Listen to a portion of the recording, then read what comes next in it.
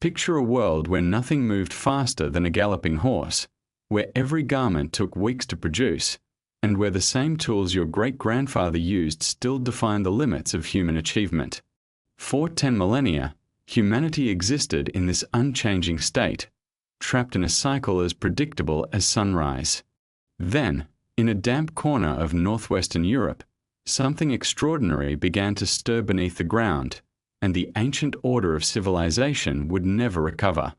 The transformation that erupted in mid-18th century Britain wasn't just an economic shift.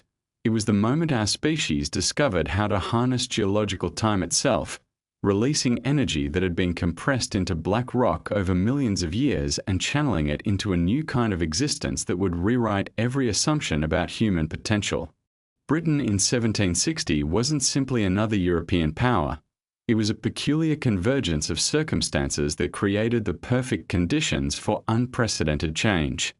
While other nations possessed individual advantages, the British Isles combined multiple critical elements into a single explosive mixture. Their farmers had already revolutionized agriculture through innovative techniques that tripled yields while requiring half the workforce, creating a massive population of displaced rural workers desperate for employment. Their legal framework protected innovation and rewarded entrepreneurship in ways continental Europe couldn't match, allowing inventors to actually profit from the breakthroughs without fear of arbitrary confiscation. Geography smiled upon them too. Every major city sat within reach of navigable waterways while the entire nation floated on an ocean of coal, the dense black fuel that would power everything to come. But perhaps most crucially, British workers commanded wages far higher than their counterparts elsewhere. While energy remained remarkably cheap, this economic paradox created an overwhelming incentive to replace expensive human labor with machines powered by abundant fuel. Before factories dominated the landscape, production happened in thousands of scattered cottages where families transformed raw materials into finished goods at their own pace. Women spent endless hours at spinning wheels converting cotton or wool into thread, while men operated hand looms that slowly wove these threads into cloth. The system worked, but barely kept pace with demand. Britain had developed an insatiable appetite for textiles, particularly cotton fabrics that arrived from India in breathtaking quality. Indian weavers produced cloth so fine and cheap that British manufacturers couldn't compete. Their labor costs were 1/5 of British wages, and their craftsmanship remained unmatched for generations. The government tried to protect domestic industry by banning Indian imports, but this protectionism backfired spectacularly. Instead of preserving the old ways, it forced British entrepreneurs to pursue a different strategy entirely. They would have to out-innovate their competitors through mechanical superiority. The cascade of innovations began with a deceptively simple device invented in 1733.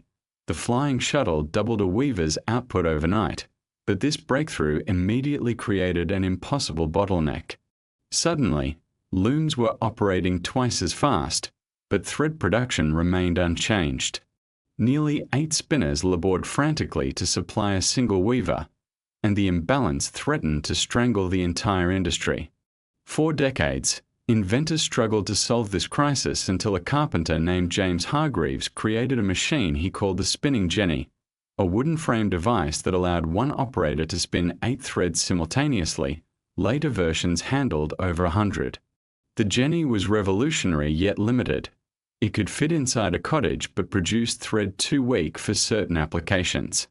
Then Richard Arkwright entered the scene, a businessman with ruthless determination and an understanding that the future belonged not to individual craftsmen but to centralized power. His water frame required the force of a river to operate, making home production impossible and necessitating the construction of large mills where dozens of machines worked in concert under one roof.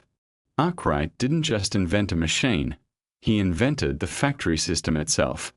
Samuel Crompton synthesized these competing technologies into the spinning mule, which combined the jenny's flexibility with the water frame strength to produce thread of unprecedented quality. The results transformed Britain's economy at a pace that seems almost unbelievable in retrospect. In 1750, Britain imported £2.5 million of raw cotton annually. A century later, that figure had exploded to £588 million, a more than 200-fold increase that represented the complete mechanisation of an entire industry. Manchester metamorphosed from a modest provincial town into a sprawling industrial metropolis that contemporaries called Cottonopolis. 900 factories filled the city, their chimneys painting the sky a permanent bruised grey, while the thunder of countless spindles created a mechanical symphony that never ceased. Cotton cloth prices collapsed so dramatically that fabrics once reserved for the wealthy became available to everyone. But this economic triumph came with devastating consequences for those who had previously dominated the trade. Indian weavers, whose ancestors had perfected their craft over generations, found themselves unable to compete with machines that could produce cloth at a fraction of the cost despite its inferior quality. An entire civilization's textile industry withered and died, leaving millions without their traditional livelihoods. While textile mills were transforming the world above ground, an equally momentous revolution was occurring in the darkness below. Britain's coal mines were reaching ever deeper into the earth to satisfy the growing appetite for fuel, but they faced a fundamental problem that threatened to halt expansion entirely. Water seeps into underground spaces, and the deeper miners went, the worse the flooding became. Traditional pumps powered by horses or water wheels couldn't keep pace with the inflow. Mines were drowning, and with them, Britain's access to the fuel that powered everything else. This crisis of necessity became the mother of an invention that would define the entire era: the steam engine, a machine that would eventually break humanity free from every traditional constraint on power. Thomas Newcomen constructed the first practical steam engine at the dawn of the 18th century. Massive contraptions that squatted at mine entrances like mechanical giants, rhythmically pumping water from flooded shafts.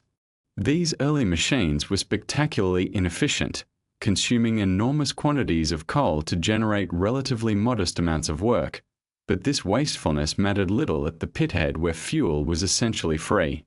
What mattered was that they worked, enabling miners to descend into depths that would have been impossible just years earlier.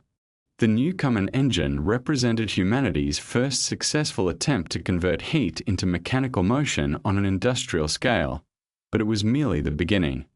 A Scottish instrument maker named James Watt recognized the fundamental flaw in Newcomen's design. Every cycle cooled the main cylinder only to reheat it moments later, wasting enormous amounts of steam and fuel. Supported financially by Matthew Boulton, a visionary entrepreneur who understood the commercial potential, Watt developed a revolutionary modification that used a separate condenser to maintain the cylinder at constant temperature. This seemingly small change increased efficiency so dramatically that Watt's engines required only 1/4 of the coal consumed by their predecessors. The perfected Watt engine, refined into a rotative version that could drive machinery directly rather than simply pumping water, represented a fundamental break with the entire history of civilization. For the first time since humans had harnessed fire, factories no longer needed to be built beside rivers or in windy locations. Steam power was portable, scalable, and most importantly, independent of weather, season, or geography. A manufacturer could construct a facility anywhere, limited only by access to coal and workers. The implications cascaded through every industry. Steam engines blew air into blast furnaces with unprecedented force, hammered iron with tireless precision, and drove textile looms faster than any water wheel ever could. An invisible army of mechanical workers was multiplying exponentially, measured not in human hands but in horsepower, a new unit of measurement that revealed how completely machinery was replacing muscle. The iron industry underwent its own parallel transformation. For centuries, smelting iron required charcoal, which meant the industry remained perpetually constrained by the availability of forests. You could only produce as much iron as you could burn wood. But the Derby family had demonstrated that coke, a purified form of coal, could replace charcoal in blast furnaces. Suddenly, iron production was limited only by the coal supply, which in Britain was essentially limitless. Furnaces grew larger and hotter, output soared, and cast iron evolved from an expensive specialty material into the basic building block of industrial civilization. The Iron Bridge, spanning the River Severn, announced to the world that a new material had arrived, strong enough to support its own weight across vast distances. New refining techniques like puddling and rolling made it possible to produce structural iron at prices that would have seemed impossible a generation earlier. Puddling was brutal work. Men stirred molten iron in furnaces so hot that few survived past their 40th year, but their labor created the bridges, the factories, and eventually the railways that would bind continents together. As factories multiplied, Britain's landscape underwent a metamorphosis more complete than anything since the Norman conquest. This was the age of explosive urbanization, when the slow trickle of rural migration became a flood. In 1800, only 3% of humanity lived in cities. By century's end, that proportion approached 50%. People abandoned the countryside in massive numbers, pushed out by enclosure laws that privatized common lands and pulled towards cities by the promise of regular wages in the mills. Manchester became the prototype of this new urban reality.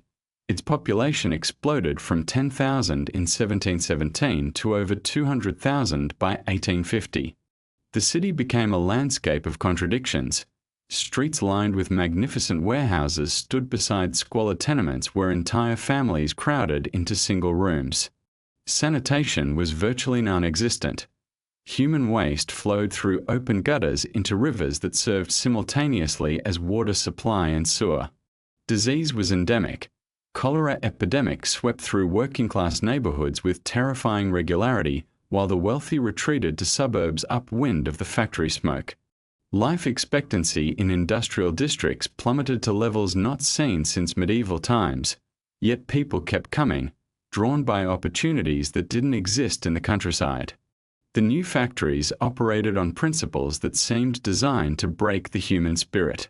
Workers, including children as young as 5 or 6, labored for 12 to 16 hours daily in conditions of deafening noise, suffocating heat, and constant danger. Machines had no safety guards. Exhausted workers lost fingers, hands, or lives to spinning gears and flying shuttles.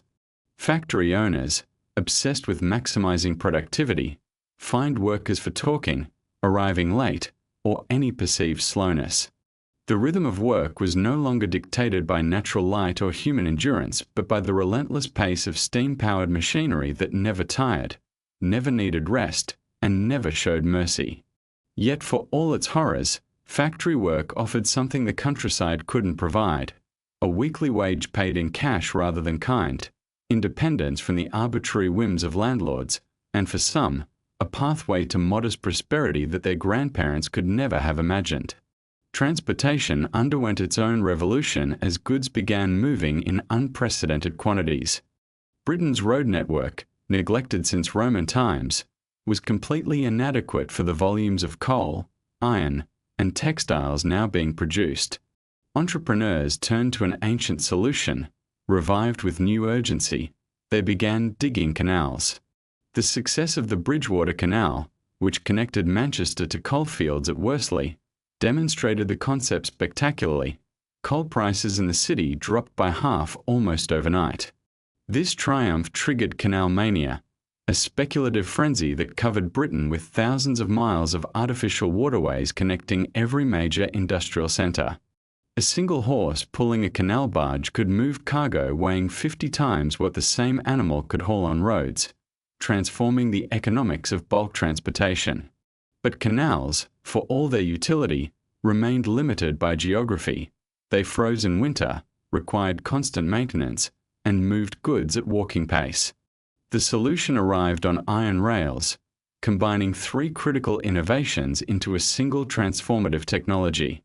Cheap puddled iron made rails affordable, rolling mills shaped them with precision, and high-pressure steam engines provided mobile power. Visionaries like Richard Trevithick and George Stephenson realized that mounting a steam engine on wheels and running it on iron tracks could move weight at speeds the world had never witnessed. The opening of the Liverpool and Manchester Railway in 1830 was a watershed moment. passengers could travel between cities in hours rather than days, goods moved with the speed and reliability that made the canal system seem instantly obsolete. Final part, approximately 3,000 characters. Railways revolutionized not just transportation but human consciousness itself. The world shrank as ideas spread at the speed of steam rather than the pace of horses. Rural isolation evaporated. Newspapers reached distant villages within hours of printing. And for the first time in history, ordinary people could travel distances their ancestors would have considered impossible. On the oceans, steamships were achieving similar transformations. Global trade no longer depended entirely on favorable winds. Merchants could now predict delivery times with unprecedented accuracy, and the network of international commerce tightened into an interconnected web. Britain attempted desperately to contain its industrial secrets within its borders.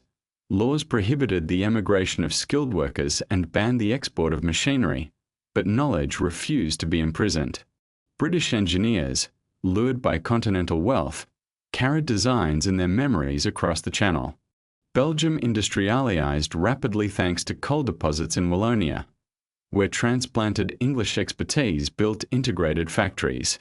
France pursued a steadier evolutionary path, while fragmented Germany discovered that railways could create the unified market that politics had failed to establish.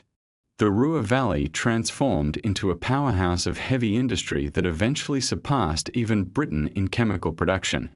Across the Atlantic, America added its own innovation to the mix, the system of interchangeable parts that made mass production possible on scales that dwarfed European efforts. Even Japan, after the Meiji Restoration, made a calculated decision to catch up with the West, sending thousands of students abroad and building model factories that would transform a feudal society into an industrial power within a single generation. Not everyone embraced this mechanical future. Skilled craftsmen watched helplessly as machines rendered their expertise worthless. Despair transformed into rage, and the Luddite movement began smashing the looms and frames that had stolen their livelihoods. The government responded with overwhelming force, but from this conflict emerged a new kind of power, the trade union. Workers discovered that while one person was powerless, thousands acting together could halt production and force concessions. Philosophers like Karl Marx witnessed Manchester's factories and predicted revolutionary social transformation, while romantic poets mourned the dark satanic mills and the lost connection to nature. The environmental cost was becoming impossible to ignore. Rivers ran black with industrial waste, air choked with coal smoke, and cities became landscapes of pollution that killed as efficiently as any plague. The first industrial revolution matured by mid-century, but a second wave was already building. The Bessemer process made steel abundant and affordable. Petroleum began replacing coal, electricity brought permanent illumination to cities, and the internal combustion engine promised to put personal transportation within reach of millions. The age of mass consumption had arrived. Department stores offered dizzying arrays of goods, and the electrical telegraph connected continents instantly. Looking back across the centuries, this transformation stands as the most significant event in human history since agriculture itself. It created sustained economic growth, lifted material living standards to levels previously unimaginable, but also generated enormous global inequality and shifted civilization's center of gravity from east to west. We inherited a world of breathtaking speed and convenience, but also the environmental and social shadows that progress cast behind it. The Industrial Revolution didn't merely build our cities, it fundamentally redefined what it means to be human, transforming us from a species that followed the seasons into one that demands the world move at the speed of machinery, and we are still living with the consequences of that 18th century transformation every single day.